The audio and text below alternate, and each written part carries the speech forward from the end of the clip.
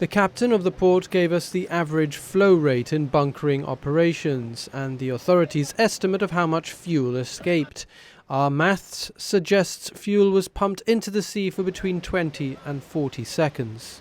I would say the average would be about 200 metric tons per hour, which equates to 200,000 litres per hour.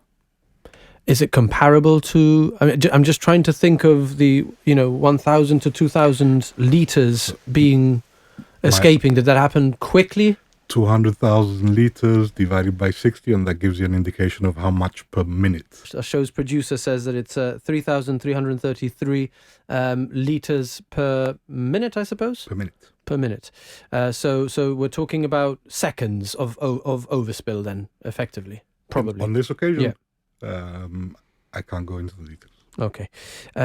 We know exactly how much time elapsed between the overflow starting and the receiving vessel realizing that they had an overflow.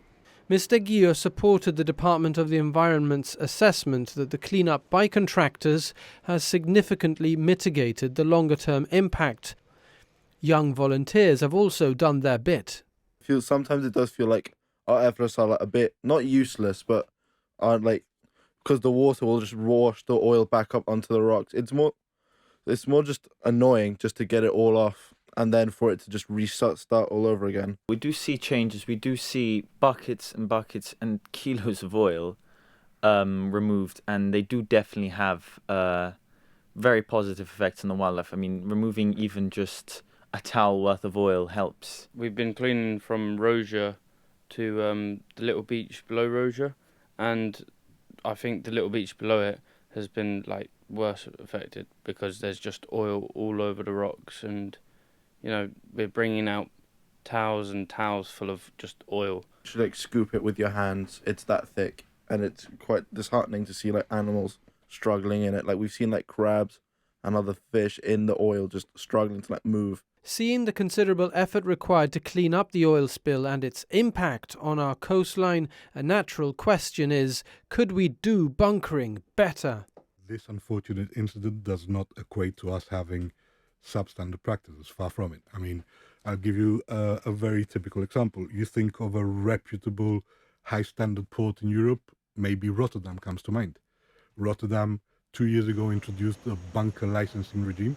They came to us to copy our model.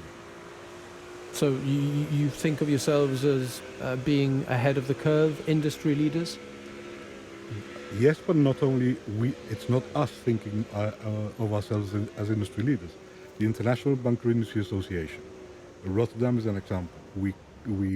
When the industry needs to have a working group to develop further standards, we are always invited to bring our experience and have input into that.